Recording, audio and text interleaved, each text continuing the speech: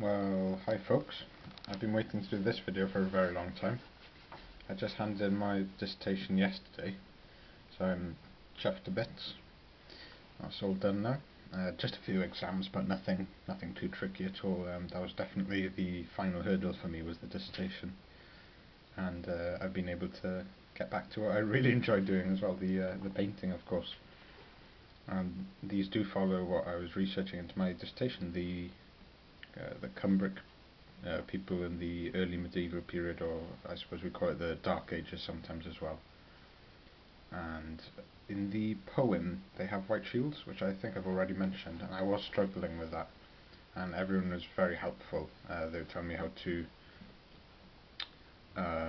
layer up to the white, using a little bit of light grey and things like that. So that has worked in the end, really.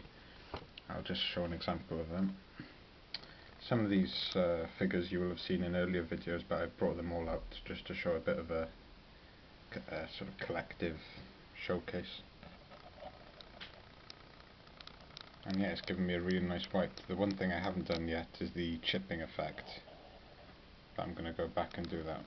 And of course I've got to pick the miniature who has the the wonky spear out of the 60 odd I painted. But yeah, you get the idea. The white is covering quite well now, but it's taken, I don't even want to say how many layers. So I've got a couple of cohorts. They're very sort of warband types, but in Saga my warriors would be in groups of 8. And my levies in 12, so those would be like your really bottom of the barrel javelin men and things. And then I'll show you some of my Hearthguard. I've got the archers on the flanks there. All of the bases are going to have the sort of grass and tufts treatment. I just haven't got round to it yet. There's a few characters, especially ones that James gave me. They're not from the same range, so I think I'm going to use those for my... I'm not sure if they're suitable as early Saxons. I would really like an early Saxon force to fight against the Guotodin now, because my friend at home in Pembrokeshire, Owen, doesn't have a Saga force yet, so I think I'll paint up 2 forces so that whenever he's over we can have a bit of a bash.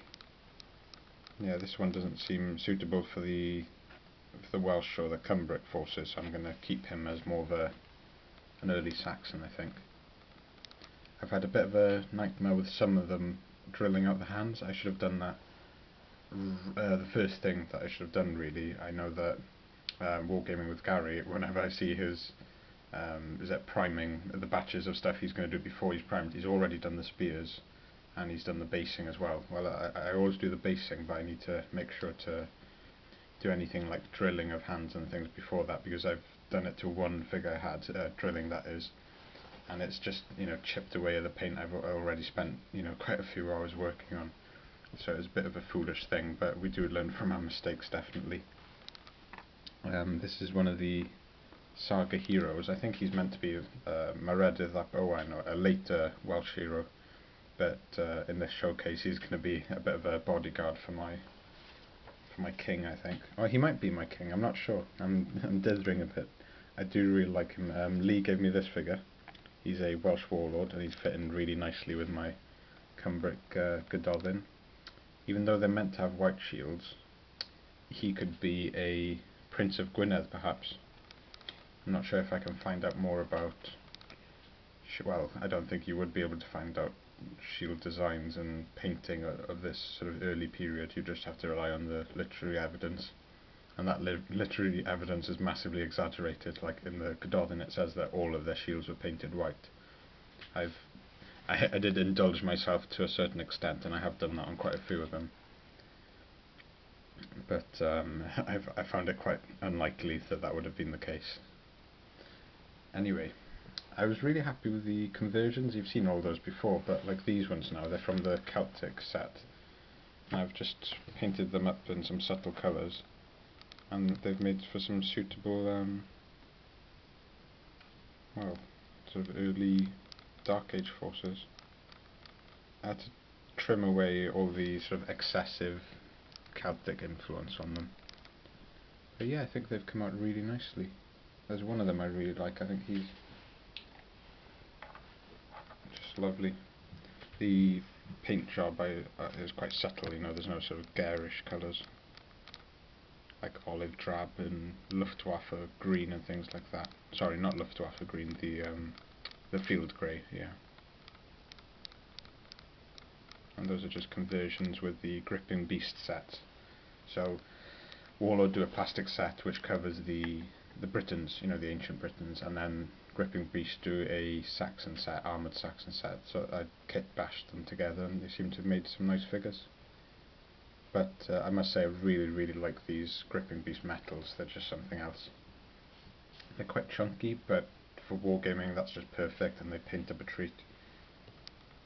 I've got a real soft spot for them. He's my favourite figure from the entire collection, I must say. He's in a sort of running pose. He's got his axe out, held up high. I'm really happy with how the paint job come up on him. The leather colour, folks, I've changed up now. The leather is actually beige brown, which you would traditionally associate with a sort of wood colour. I really like how the hair colour turned out on him as well. It's almost like a, what do you call it? Like a really light brown, without being, you know, a sort of garish blonde either. Most of these in the end I did do back to metallic metal. I've used Vallejo's steel, it's called something. There's an oily steel and there's a natural steel, that's what all these are. But I haven't gone back over the non-metallic paint jobs, I'm still quite happy with those. But in the future I'll try and be consistent, definitely. So that's it, folks. That's more than enough for Saga, and perhaps even for some larger scale battles.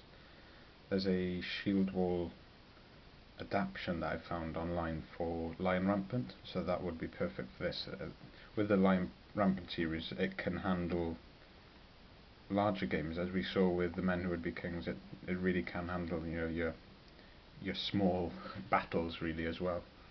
I don't think it's suitable then. It doesn't handle the things like Hail Caesar can handle. Your sort of day-long, everyone brings a huge army, you know, and they're all multi-based. I don't think it's suitable for that, no. It's all around this sort of singular casualty system. Anyway, that's enough of my sort of excited ramble. I'll give you one last pan shot. And some of these I would be peeling off for the early Saxon forces, and I would like to start some. Notice that Footsore Miniatures have settled on the name Footsore now, which I'm quite happy about. I think they're known by that name really, sort of unofficially. It is quite gutting what happened to them. But I'm going to be making a little order with them. I think it's important that a lot of the historical wargamers just stick by Footsore, because they are a little bit like the underdog in that case, I think.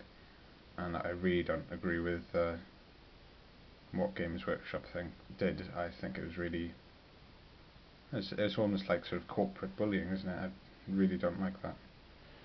So definitely stick with Footsore, and maybe do a little purchase with them just in support, yeah. And that's about it, folks. I've got more of these on the painting bench. I don't know if I need more, but there we are. And yeah, it needs to go back and base these, and there's a few of them that I need to varnish, but that's it then. And all the grass and tufts are on. That's the collection done. I can put them back in the box for the next game. Thanks for watching, folks, and I'll catch up with you again soon, definitely.